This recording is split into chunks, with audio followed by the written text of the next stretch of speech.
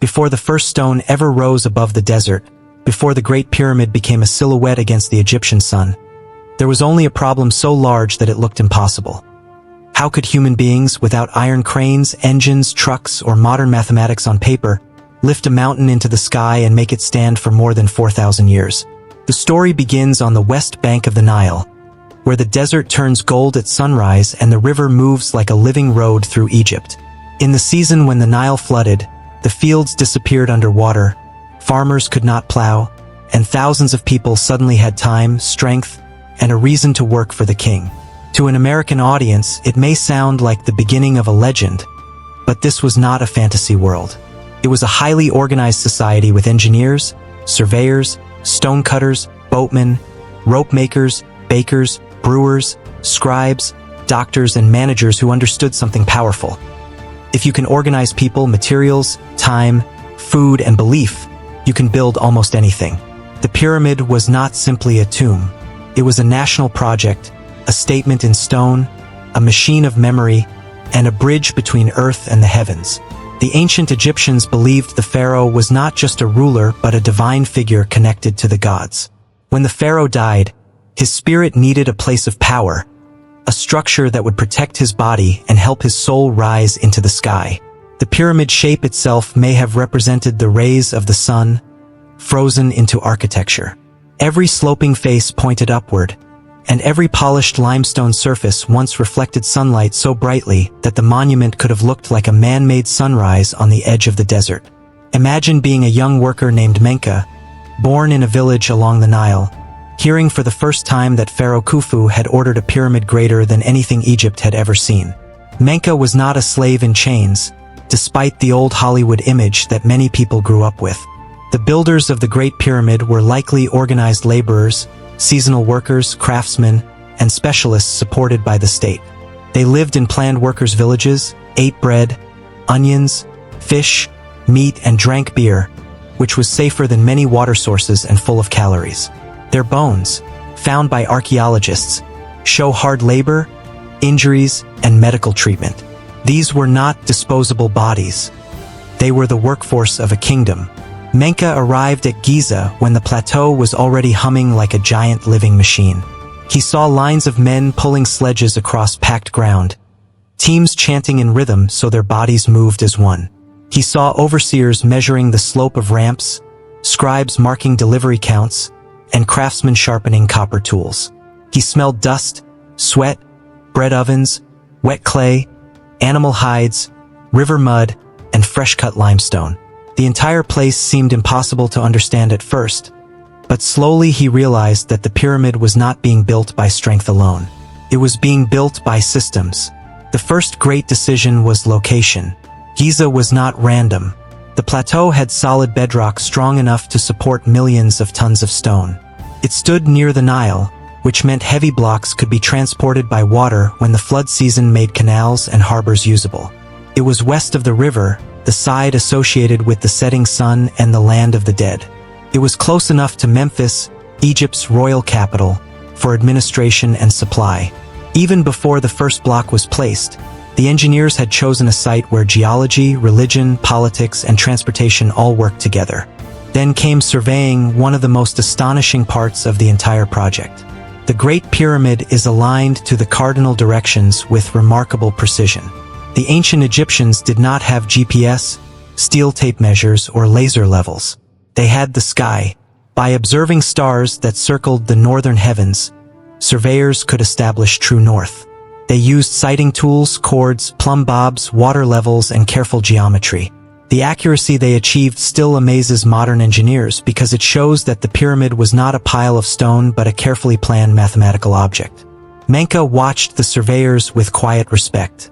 They were not the strongest men on the site, but when they spoke, even the hardest foreman listened.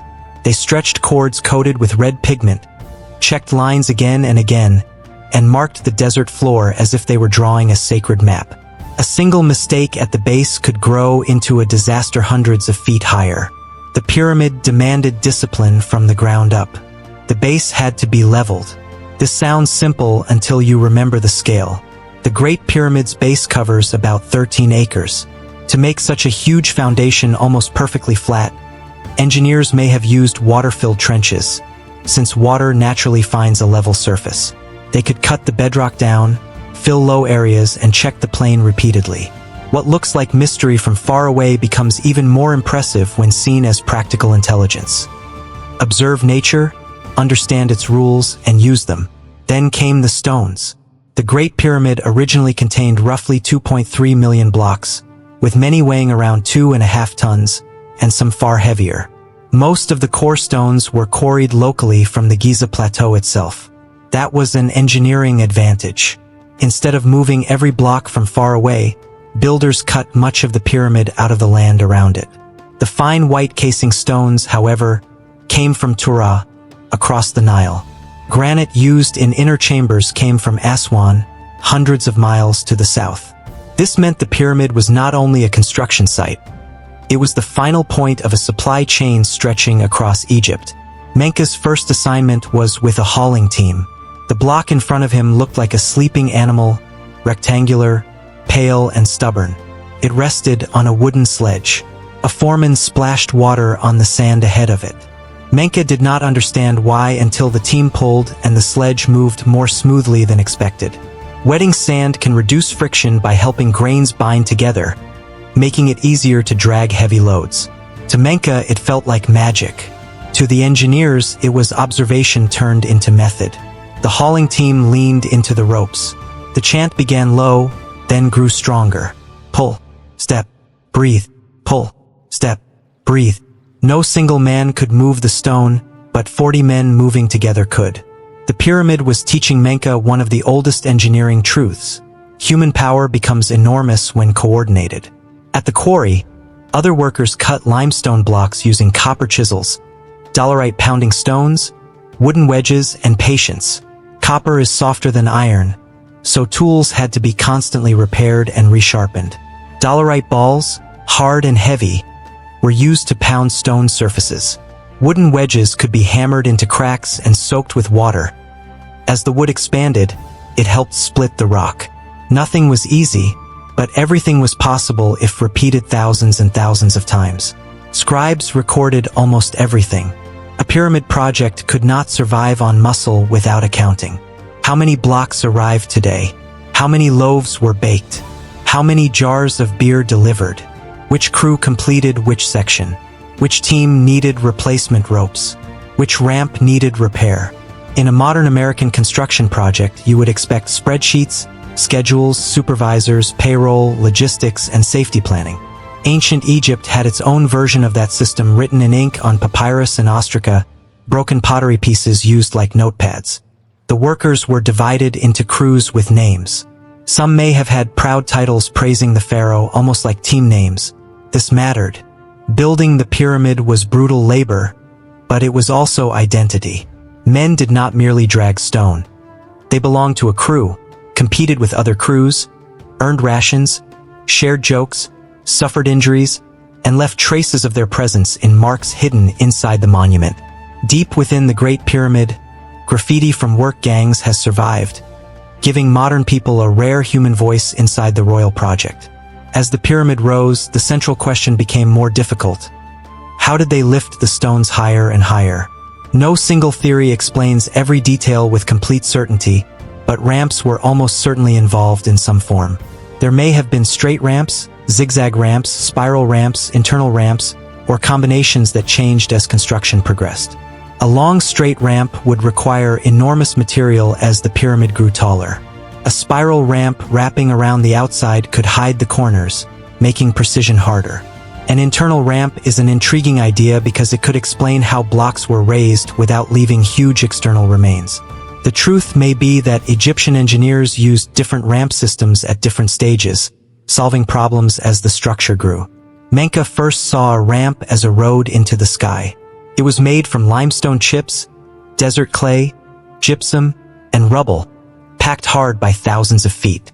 Teams dragged blocks upward on sledges, using ropes and wooden levers. The higher they climbed, the more dangerous the work became. A slipped rope could crush legs. A broken sledge could send a block sliding. Heat could empty a man's strength in minutes. Doctors treated fractures, cuts, and strained backs.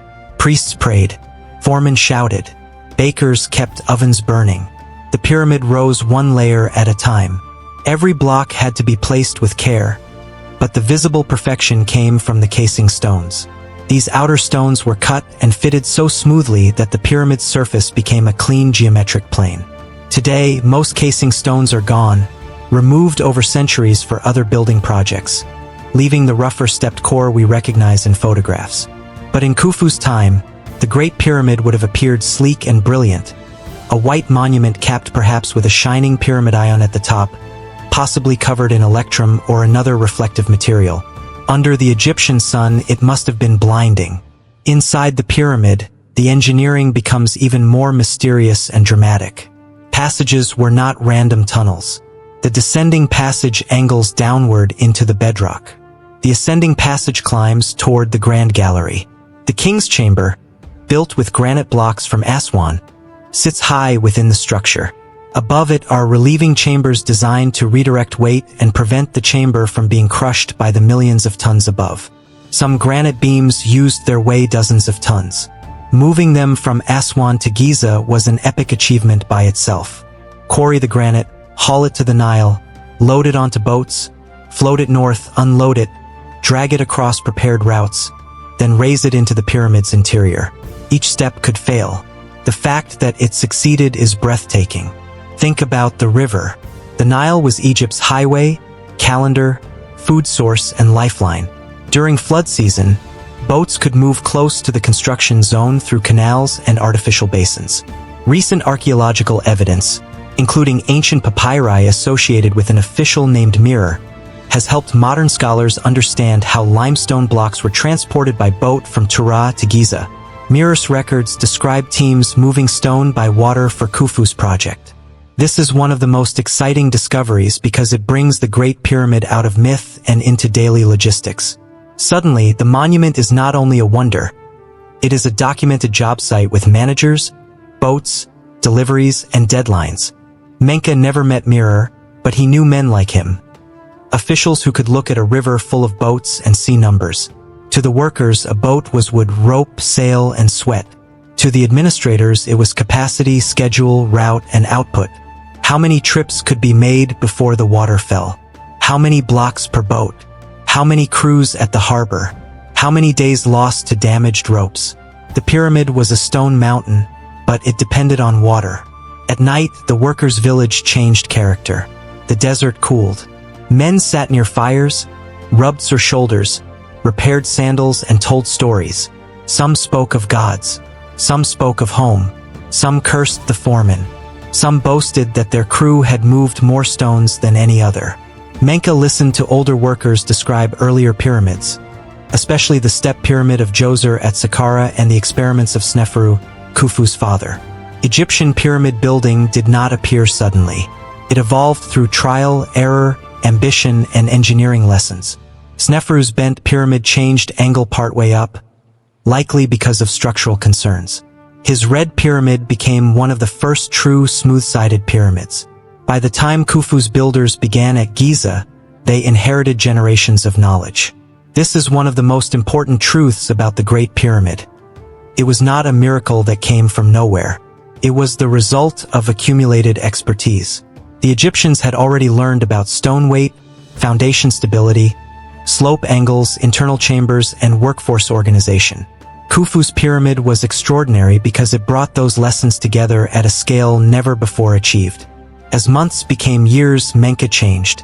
His hands hardened. His back grew strong. He learned to judge the sound of stone under a hammer. He learned that a rope beginning to fail makes a different creak. He learned where to stand when a block was being levered into place and where never to place his foot. He learned that engineering is not just design. It is survival through details. One day, he was moved to a crew working near the Grand Gallery. The space stunned him. It rose high and narrow, with corbelled walls stepping inward as they climbed. It looked less like a passage and more like a stone throat leading upward into mystery. Scholars still debate exactly how it functioned during construction and burial, but its precision is undeniable. Menka ran his fingers over the stone and felt something he had never felt at the quarry. Silence made heavy. Inside the pyramid, sound behaved differently. A whisper traveled. A drop tool rang like a warning. The king's chamber was even stranger. Granite surrounded him, dark and dense compared with limestone. The sarcophagus was already there, too large to have been brought through the finished passages later, meaning it had to be placed during construction. This detail alone shows how carefully the sequence had to be planned. You could not finish the pyramid and then decide to move a massive granite box inside. The internal architecture and construction schedule had to be coordinated from the beginning. Above the chamber, workers created the relieving spaces. To Menka, they seemed like hidden rooms no ordinary person would ever see. He did not know that thousands of years later, explorers would enter them and find crew marks, including references to Khufu. He did not know those rough marks would become powerful evidence connecting the pyramid to its builder. He only knew that the engineers feared weight, and these spaces were their answer to gravity.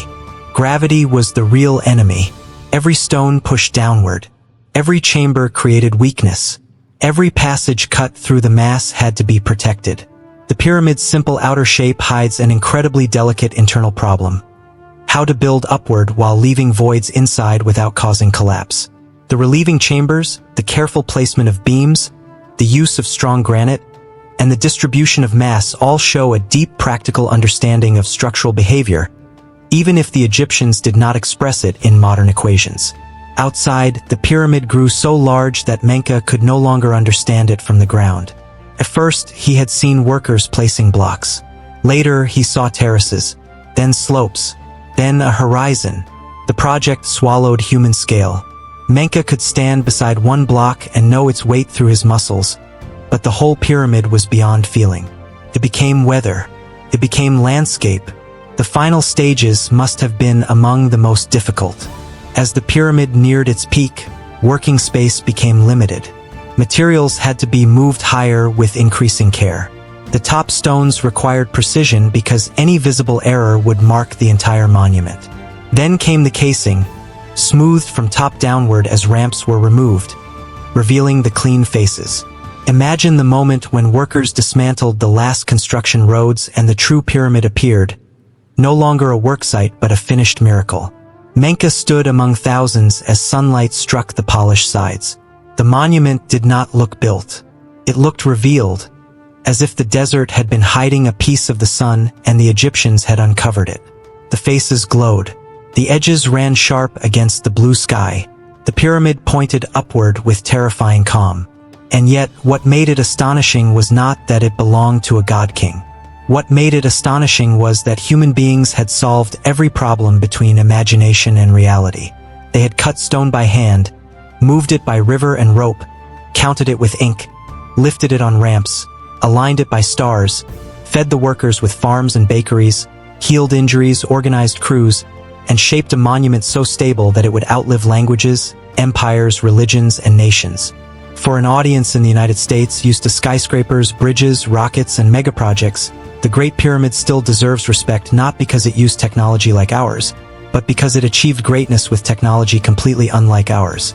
Modern builders use steel, concrete, diesel, cranes, computer models, and global supply chains. The Egyptians used limestone, granite, copper, rope, wood, water, geometry, astronomy, bureaucracy, and mass human coordination. They did not defeat nature by overpowering it. They studied it closely and worked with its rules. The Great Pyramid stood about 481 feet tall when completed, making it the tallest human-made structure in the world for thousands of years. Its base was so carefully laid out that the sides are astonishingly close in length. Its orientation remains one of the clearest signs of ancient surveying skill. Its chambers continue to invite study. Its missing casing stones remind us that monuments are not frozen outside history. They are reused, damaged, misunderstood, and rediscovered. But perhaps the most powerful story is not the pharaohs. Khufu ordered the pyramid, and his name is forever attached to it, but the pyramid was built by many lives. There was a man who twisted rope until his fingers bled. A woman who baked bread before sunrise for workers she would never meet. A boatman who guided stone across the Nile. A scribe who counted deliveries under pressure from officials. A a quarryman who knew where limestone would split, a doctor who set a broken arm, a surveyor who watched stars in the cold desert night, a young worker like Menka who arrived afraid and left knowing he had touched eternity. Years after the pyramid was finished, Menka returned to his village. His children asked him if he had really built the mountain of the king. At first, he laughed because no one man could say yes. Then he looked at his hands and remembered the ropes, the chants, the dust, the shining white sides, and the day the pyramid stopped being a construction site and became part of the sky. "I carried one stone," he told them, "and so did many others." That was the truth. The Great Pyramid is not only the story of one enormous monument. It is the story of millions of correct actions repeated with purpose. One measurement checked, one rope pulled, one block cut, one boat loaded, one loaf baked, one injury treated, one ramp repaired, one star observed, one command written, one stone placed. And because those actions were done with enough skill, enough belief, and enough organization, a structure built in the Bronze Age still stands in Egypt today, while nearly everything else from its world has turned to dust. The pyramid is ancient, but the lesson inside it is modern. Impossible things are rarely done by magic. They are done by people who learn how to turn time, labor, knowledge, and courage into something larger than themselves. Years passed, and the pyramid did what the builders had designed it to do. It refused to disappear. Kingdoms changed, pharaohs died, priests grew old, workers' villages emptied, and children who had once watched their fathers walk toward Giza became grandparents telling stories beside the Nile. But the pyramid remained, standing with a kind of silence that made every generation feel small. It watched the Nile flood and retreat. It watched caravans cross the desert. It watched temples rise, crumble, and sink beneath sand. It watched Egypt change from one dynasty to another, while its own shadow moved across the plateau every day like the hand of an enormous clock. The strange thing about the Great Pyramid is that it was built for death, yet it became one of the strongest symbols of human life. The pharaoh wanted eternity, but what survived was more than royal ambition. What survived was engineering. What survived was teamwork. What survived was the proof that ordinary human bodies, guided by extraordinary organization, could create something that seemed beyond the limits of their age. Long after Menka was gone, another young man stood before the pyramid. His name was Hori, and he lived in a time when even ancient Egyptians already considered the pyramids old. To him, the Great Pyramid was not a new royal project. It was a sacred relic from a heroic age. The workers who had built it were no longer living men. They were almost legendary. Hori had heard that the pyramid held hidden chambers, secret passages, and royal power. He had heard that the stones were placed with such perfection that even a knife blade could barely slip between some of them. He had heard that the king inside had traveled to the stars. But Hori noticed something else. The pyramid was losing its skin. The polished white casing stones, once bright enough to shine across the desert, were slowly being removed or damaged over centuries. Earthquakes, weathering, and later human reuse changed the pyramid's appearance. What had once been smooth became stepped and rugged. To modern eyes, that rough stepped surface is iconic, but to Khufu's builders, it would have looked unfinished. The pyramid we know today is like a skeleton of the original masterpiece. Its bones remain massive and powerful, but its glowing outer flesh is mostly gone. Hori walked around the base and tried to imagine the original surface. He saw broken blocks, sand-filled joints, and places where stone had been taken away. Yet even stripped, the pyramid had lost none of its authority. In fact, the missing casing made it look more ancient, more wounded, more honest. It revealed the internal layers of construction, the hidden labor behind the perfect shape. The pyramid had become a teacher without speaking. It taught that beauty can be temporary, but structure must be strong. The casing stones were the face, but the core was the body. The shining exterior impressed the eye, but the mass inside kept the monument alive. This is a lesson every engineer understands. What people see matters, but what people do not see often matters more. Foundations, load paths, internal supports, drainage, material quality, sequence of construction. These invisible choices decide whether a building stands or fails. And the pyramid stood. Thousands of years later, when travelers from Greece came to Egypt, they stared at the pyramids with amazement. Greek writers tried to describe them, but even their words struggled. By then, the Great Pyramid was already older to the Greeks than the Roman Colosseum is to Americans today. That fact alone is almost impossible to feel. When Julius Caesar came into history, the Great Pyramid was already ancient. When Jesus was born, the Great Pyramid had already stood for more than 2,000 years. When the first English colonies were founded in North America, the Great Pyramid had already survived for over 4,000 years. When modern Americans look at it today, they are not simply looking at an old building. They are looking at a structure that has watched most of recorded human history pass by. The pyramid became one of the 7 wonders of the ancient world, and it is the only one still largely standing. The Hanging Gardens of Babylon are debated and lost. The statue of Zeus vanished. The Temple of Artemis was destroyed. The Mausoleum at Halicarnassus fell. The Colossus of Rhodes collapsed. The Lighthouse of Alexandria disappeared into ruin. But the Great Pyramid remained, not untouched, not perfect, but present. That survival is part of its engineering story. Many monuments are impressive on the day they are completed. Far fewer remain impressive after 45 centuries. Yet the pyramid also became surrounded by misunderstanding. As time passed, people began to invent stories to explain it. Some claimed it must have been built by slaves. Others claimed lost civilizations or visitors from the stars must have helped. These ideas became popular because the pyramid feels too large for ordinary explanation. But the real explanation is more powerful than fantasy. The pyramid was built by human beings. That is the astonishing part. Not aliens, not magic, not impossible machines. People. People with tools that seem simple to us, but skills that were deeply refined. People who understood stone. People who understood the river. People who understood labor management. People who could align a monument with the heavens. People who could organize food production, transportation, housing, medicine, and administration at national scale.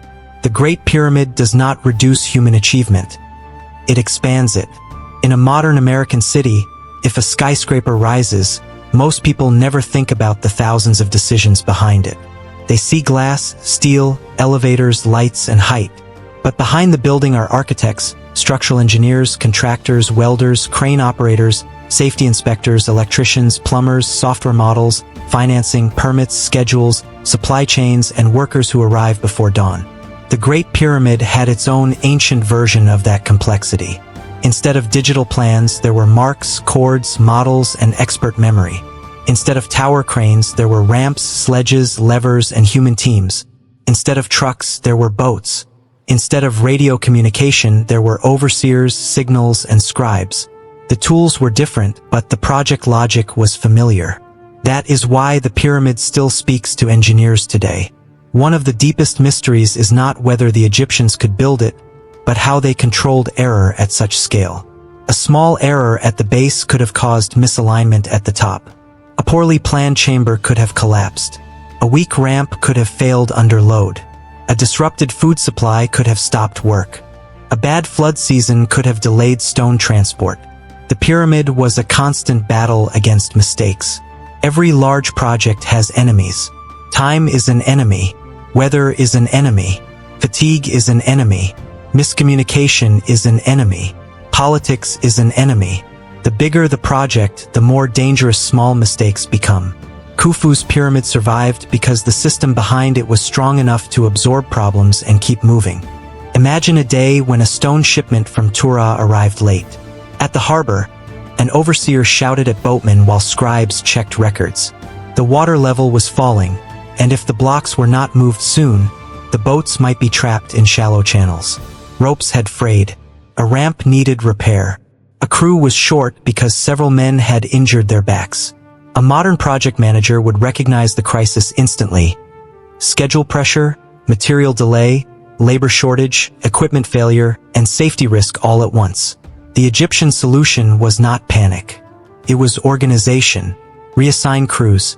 repair ropes, shift labor to another section, record the delay, use local limestone while waiting for casing stones, move food where workers were needed, keep the machine alive.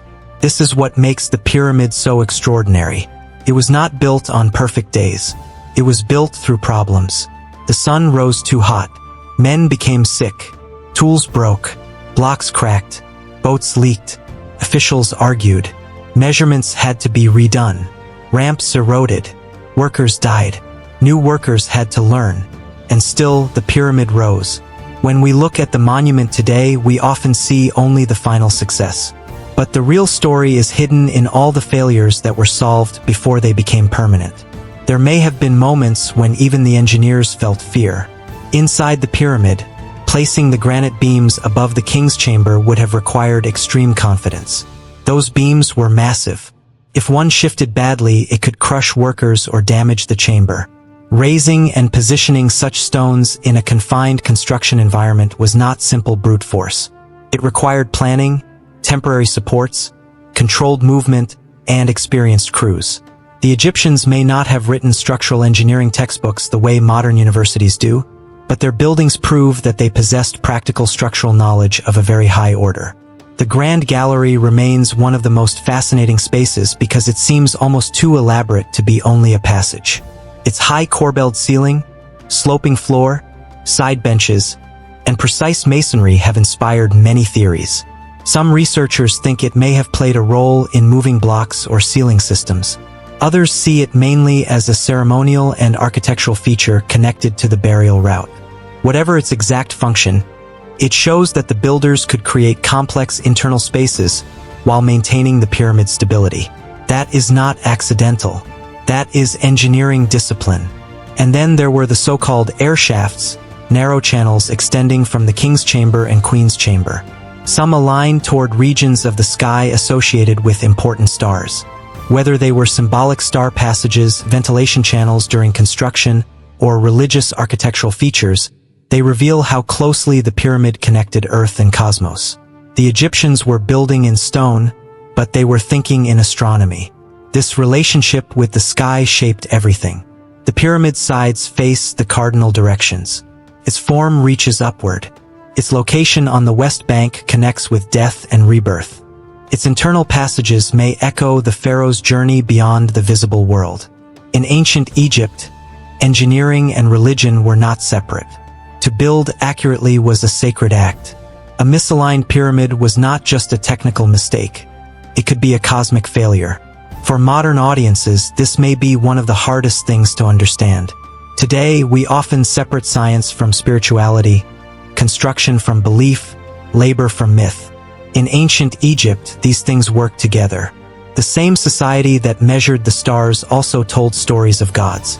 The same workers who dragged stone also participated in a sacred national purpose. The same pyramid that required practical ramps also represented the sun's rays. This combination did not weaken their engineering. It gave it emotional power. A man will work for pay.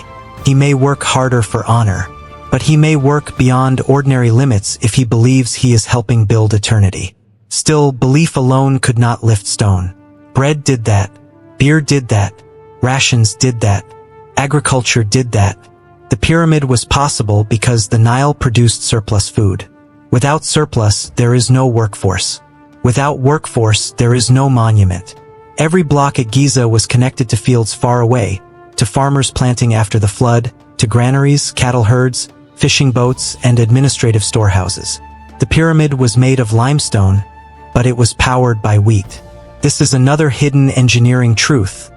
Infrastructure builds monuments.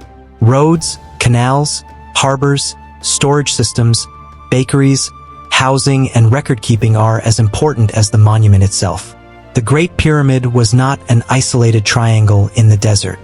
It was part of an entire pyramid complex including temples, causeways, smaller pyramids, boat pits, cemeteries, worker settlements, and transport networks. The visible pyramid was the peak of a much larger system. In the workers' cemetery near Giza, archaeologists found evidence of people who labored hard and were buried with care. Their graves were not royal, but they were not treated like worthless slaves. Some skeletons show healed fractures, suggesting medical attention. This human evidence changes the story. It brings us closer to the builders as real people, not anonymous shadows. Picture one of them, an older man named Pharaoh, who had worked long enough to become a crew leader. He could no longer pull as strongly as the younger men, but he could read the ground with his eyes. He knew when a sledge path was too dry, when a rope team was out of rhythm, when a block had been cut badly, when a young worker was hiding an injury because he feared losing his ration. Pharaoh's knowledge did not come from a royal school. It came from years of dust and danger. One afternoon, a block began to slide sideways on a ramp. Men shouted. The rope team panicked. If the block turned, it could crush 2 workers below. Pharaoh saw the danger before others understood it. He ordered one group to slacken, another to pull at an angle, and a third to wedge the rear with timber. For a few seconds, the entire pyramid project seemed to narrow down to one stone and one decision.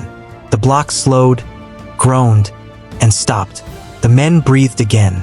No inscription recorded Pharaoh's name. No king praised him. No monument was built for him. But without men like him, the Great Pyramid could not exist. History often remembers rulers, but engineering depends on experts whose names disappear. As centuries moved forward, the pyramid's purpose changed. To Khufu, it was a royal tomb and cosmic device. To later Egyptians, it was an ancestral wonder. To Greek travelers, it was a marvel. To Arab historians, it was a mysterious ancient monument. To medieval builders, it became a source of stone. To European explorers, it became a puzzle. To modern scientists, it became an archaeological and engineering case study. To tourists, it became a dream destination. To filmmakers, it became a symbol of mystery. To conspiracy theorists, it became a blank screen for imagination. But through every interpretation, the stone itself stayed mostly silent. That silence invites projection. People see what they want to see. Some see power. Some see oppression. Some see genius. Some see secrets. Some see mathematics. Some see the stars. Some see death. Some see immortality. The pyramid allows all of these reactions because it is simple in shape but enormous in meaning. Inside, the passages are narrow and intense. Anyone who enters today feels the contrast immediately. Outside, the pyramid is vast, open, sunlit. Inside, it is tight, angled, dark, and heavy. The air feels old. The stone absorbs sound. The modern visitor climbs through corridors where ancient workers once moved with lamps, tools, and fear. The king's chamber is plain compared with the golden imagination many people expect. There are no colorful wall paintings like in later New Kingdom tombs. There is no treasure. There is only granite, silence, and an empty sarcophagus. That emptiness is haunting. Was Khufu's body ever placed there? Was the tomb robbed in antiquity? Were rituals completed? Many details remain uncertain. But the empty chamber does not make the pyramid less powerful. It may make it more powerful. The treasure is gone if it was ever there. The king is gone. The priests are gone. The empire is gone. But the engineering remains. In that sense, the builders achieved something even greater than they intended. They built a tomb, but they also built a message to the future. We were here, we understood the world, and we could shape it. The pyramid also forces us to reconsider what advanced means. Modern people often measure advancement by machines. If a civilization did not have engines, electricity, steel, or computers, we may unconsciously imagine it as primitive. But the Great Pyramid proves that technological advancement is not only about devices. It is also about social coordination, mathematical precision, material knowledge, and long-term planning. The Egyptians may not have had modern machinery, but they had something equally essential: the ability to organize an entire civilization around a single goal. That ability is rare. Even today, many societies struggle to complete large infrastructure projects on time and within budget. Roads are delayed. Bridges exceed costs. Transit systems become political battles. Supply chains break. Labor disputes erupt. Designs change. Funding disappears. The Great Pyramid, whatever its exact construction timeline, represents a level of central coordination that remains impressive by any standard. Of course, it came at a cost. We should not romanticize the labor. The work was dangerous, exhausting, and controlled by a powerful state. The pyramid expressed royal authority as much as collective achievement. Men did not simply choose freely to build a king's tomb. They lived inside a society where religion, duty, taxation, labor obligation, and survival were intertwined. The wonder of the pyramid does not erase the suffering behind it. Contains that suffering. Every great monument has a shadow. The pyramids are beautiful, but they also ask uncomfortable questions. How much human labor should be spent on one ruler's eternity? How many lives were shortened by carrying stone? How many families waited for workers to return? How many resources were consumed? These questions matter. They make the story more real. The Great Pyramid is not amazing because it was easy or morally simple. It is amazing because it was human. Brilliant, ambitious, painful, organized, sacred, and severe.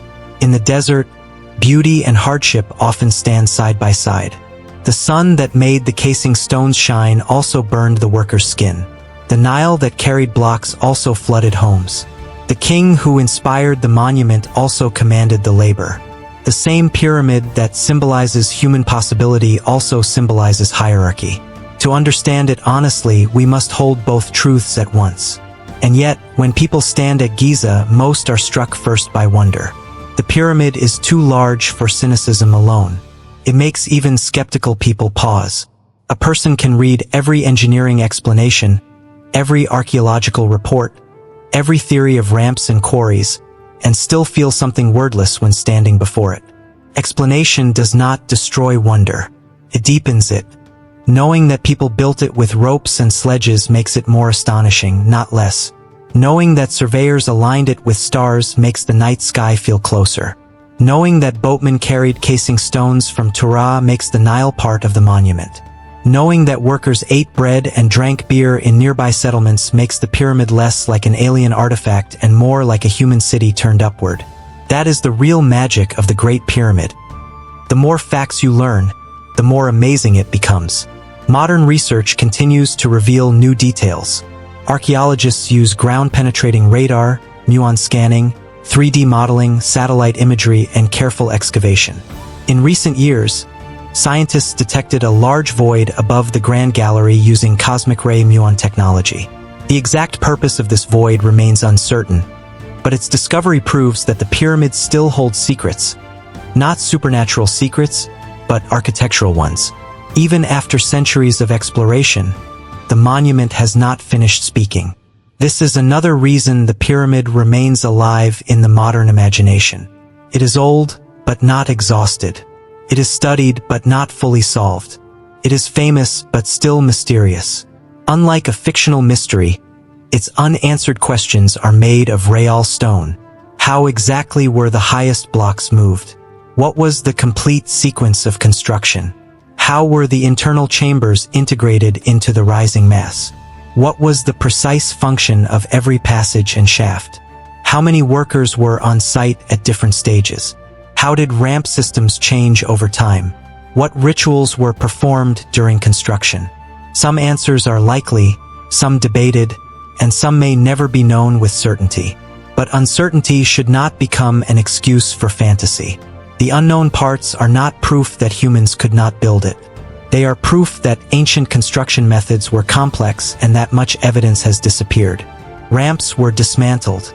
Wooden tools decayed. Ropes rotted. Papyrus records vanished. Workers died without biographies. The pyramid survived. Much of the construction process did not.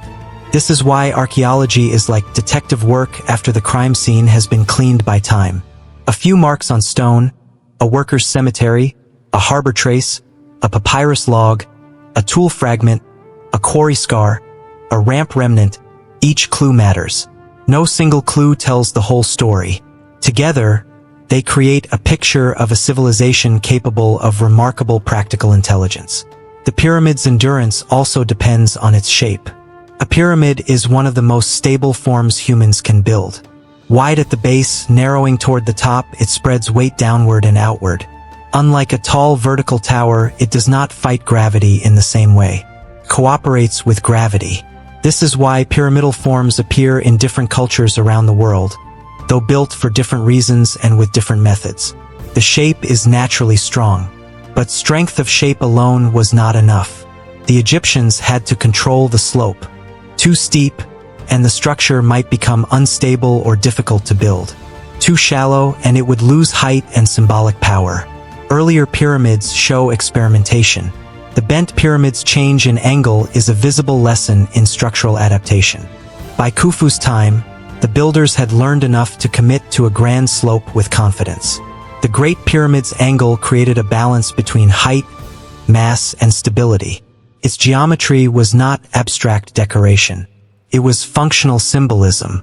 It looked like sunlight and behaved like a mountain. Mountains are not easily moved by history, but humans are. The workers' names faded.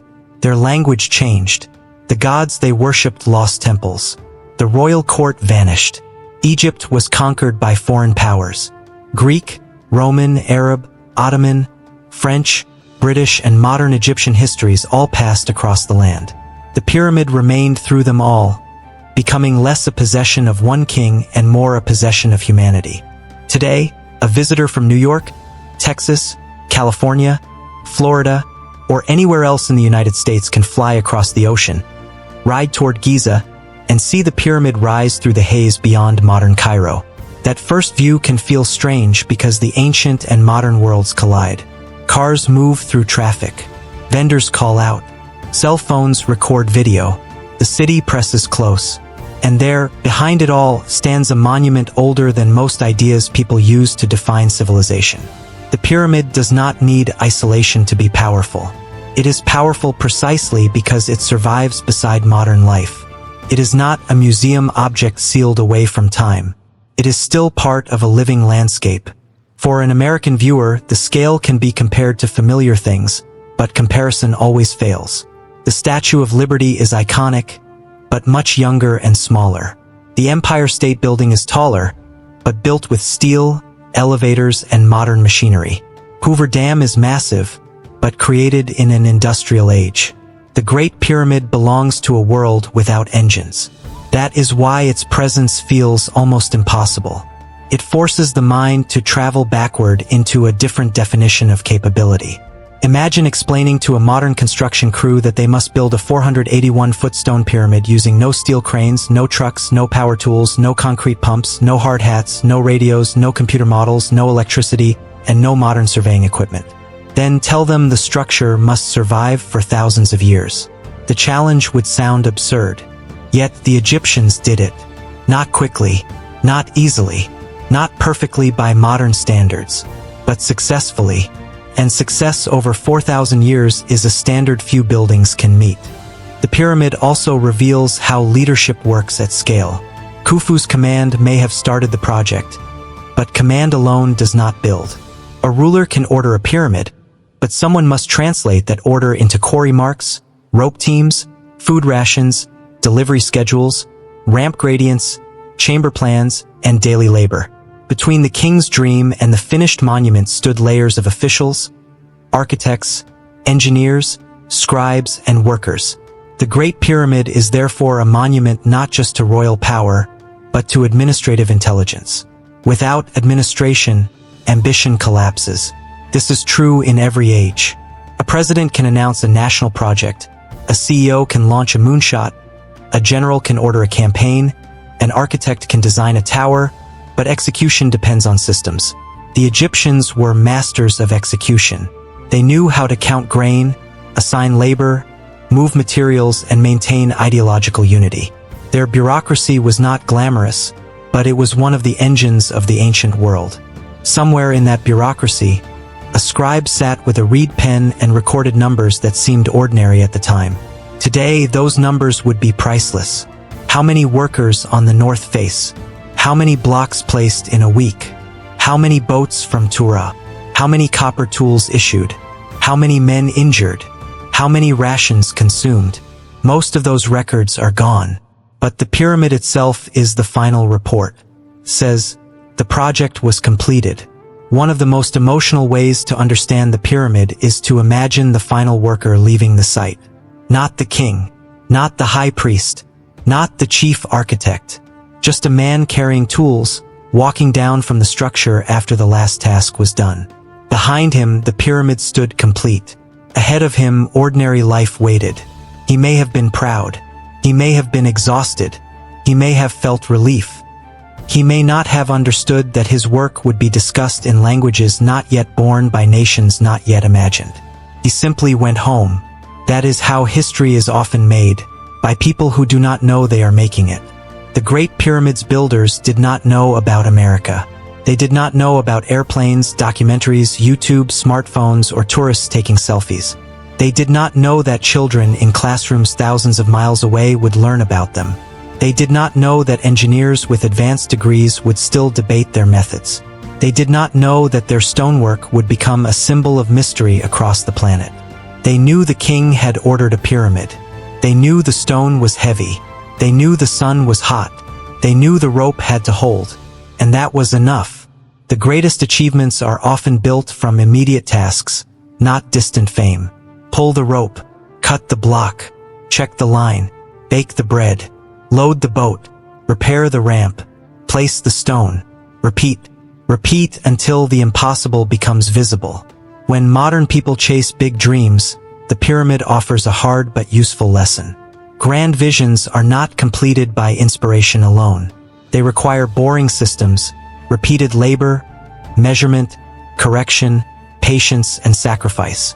The pyramid is inspiring because it is beautiful, but it is instructive because it is disciplined.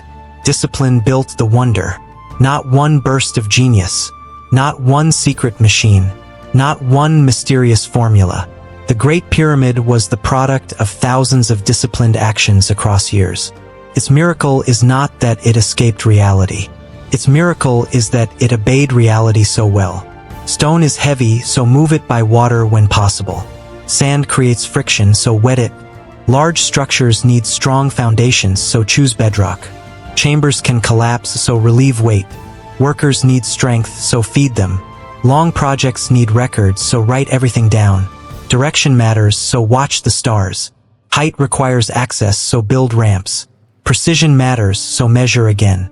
This is practical wisdom, and practical wisdom is one of humanity's greatest technologies. The pyramid also teaches humility. We still do not know everything. Ancient people were not simple. Modern people are not all-knowing. Time destroys evidence. The past resists easy answers.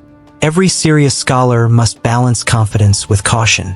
The best explanation is not always the most dramatic, but it must respect the evidence. And the evidence points to a civilization of astonishing ability. The Great Pyramid was not an accident. It was planned. It was measured. It was resourced. It was built by people who understood their environment and used it with intelligence. They did not need to be modern to be brilliant. That may be the most important message for a modern audience. Human genius is not limited to the present. It did not begin with electricity. It did not begin with computers. It did not begin with the Industrial Revolution. The human mind has been solving impossible problems for a very long time. In Egypt, that mind took the form of a pyramid.